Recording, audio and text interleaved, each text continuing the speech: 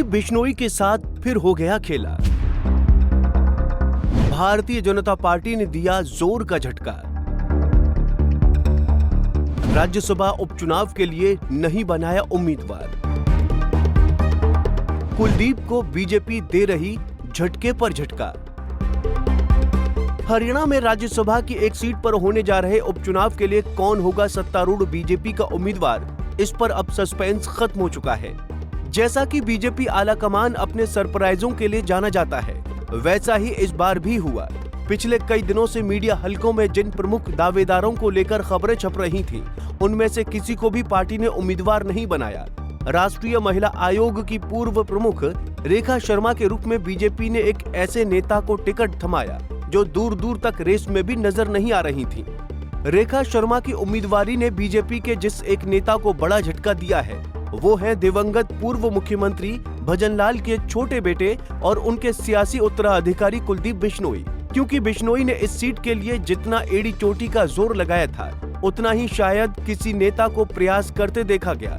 उन्होंने प्रधानमंत्री नरेंद्र मोदी से लेकर अमित शाह, जेपी नड्डा, उपराष्ट्रपति जगदीप धनखड़ और यहां तक कि केंद्रीय मंत्री मनोहर लाल खट्टर तक से मुलाकात कर अपनी मजबूत दावेदारी पेश की, लेकिन नतीजा सिफर रहा। ऐसा पहली बार नहीं है जब कुलदीप बिश्नोई बीजेपी की गूगली पर बोल्ड हुए हों। 9 महीने में ये चौथा मौका है जब पार्टी ने उन्हें जोर का झटका दिया है। तो चलिए इससे पहले उन 3 घटनाक्रमों पर बारी बारी से नजर डालते हैं। बेटे को नहीं बनाया गया मंत्री। पूर्व सांसद कुलदीप बिश्नोई 2022 में कांग्रेस छोड़ बीजेपी में शामिल हुए थे। तब उन्होंने विधायक पद से त्यागपत्र देकर बेटे भव्य बिश्नोई को उपचुनाव लड़वाया और जीते भी। इसी के साथ भजनलाल परिवार की तीसरी पीढ़ी की सियासत में सफल शुरुआत हुई। बताया जाता है कि भव्य के विधायक बनने के साथ ही कुलदीप बेटे को मंत्रिमंडल में शामिल कराने की जुगत में जुट गए। इसी साल मार्च में जब मनोहर लाल खट्टर की जगह नायब सैनी मुख्यमंत्री बने, तो बिश्नोई ने पूरी कोशिश की कि नई सरकार में उनके बेटे को भी मंत्री पद मिले, लेकिन भाजपा नेतृत्व ने उनकी इस इच्छा का मान नहीं रखा। हिसार से नहीं मिला लोकसभा का टिकट। बेटे को राज्य की राजनीति में उतार कर कुलदीप बिश्नोई खुद केंद्र की सियासत करने की तैयारी में जुट गए। उन्होंने लोकसभा चुनाव लड़ने का निर्णय लिया और सीट वो चुनी जहां से उनके पिता और वो स्वयं भी सांसद रह चुके हैं। हिसार से मजबूत दावेदारी जता रहे कुलदीप बिश्नोई को उस वक्त बड़ा झटका लगा जब बीजेपी ने तत्कालीन सैनी सरकार में बिजली मंत्री और ताऊ देवीलाल के छोटे बेटे रणजीत सिंह चौटाला को टिकट थमा दिया।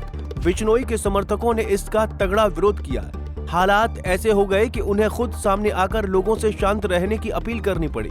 हालांकि इसके बावजूद बिश्नोई ने चुनाव प्रचार से दूरी बनाए रखी। उनकी नाराजगी को दूर करने के लिए खुद सीएम सैनी को उनके घर जाना पड़ा और साथ ही उनके बेटे विधायक को भी संगठन में पद दिया गया। कुलदीप की दावेदारी खारिज, किरण पहुंची राज्यसभा। लोकसभा चुनाव में रोहतक सीट से कांग्रेस सांसद चुने गए दीपेंद्र सिंह हुड्डा ने अपनी राज्यसभा सीट से इस्तीफा दे दिया। लिहाजा चुनाव आयोग ने उनके कार्यकाल के बचे 2 साल के लिए उपचुनाव कराने का ऐलान किया। विधायकों के संख्या बल के हिसाब से बीजेपी की जीत तय थी। लिहाजा लोकसभा का टिकट पाने से चूके कुलदीप बिश्नोई अब राज्यसभा के जरिए संसद पहुंचने की तैयारी करने लगे। उन्होंने भाजपा के शीर्ष नेताओं के चक्कर लगाने शुरू किए, लेकिन अंत में बाजी मार ले गईं किरण चौधरी, जो लोकसभा चुनाव परिणाम आने के चंद दिनों बाद ही कांग्रेस से बीजेपी में शामिल हुई थी। चौथी बार भी हाथ लगी मायूसी।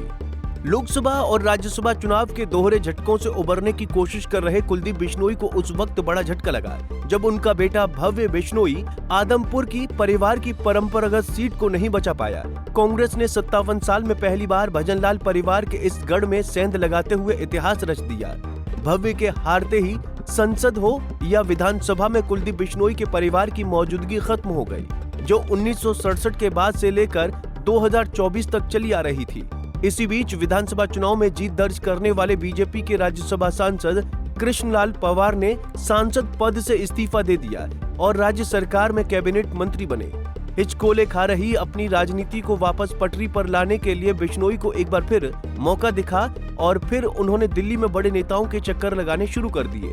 इस बार उनकी दावेदारी ज्यादा गंभीर भी मानी जा रही थी, लेकिन सोमवार को बीजेपी दफ्तर से जारी टिकटों की सूची में रेखा शर्मा के नाम ने फिर उनके अरमानों को पानी में फेर दिया।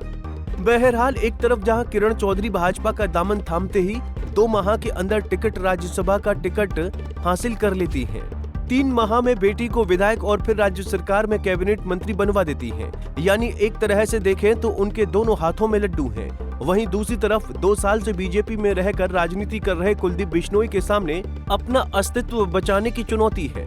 कुल मिलाकर आज की तारीख में बिश्नोई की बीजेपी में स्थिति किसी पहेली की तरह है। सियासी जानकारों की माने तो फिलहाल उनके सामने ज्यादा विकल्प भी नहीं रह गया है। Bureau report, Punjab Kesari TV. हमसे जुड़े रहने के लिए हमारे YouTube चैनल को सब्सक्राइब करें और नई वीडियो की नोटिफिकेशन के लिए बेल आइकॉन को दबाएं। अगर आप ये वीडियो Facebook पर देख रहे हैं तो लाइक जरूर करें और ज्यादा से ज्यादा शेयर करें। धन्यवाद।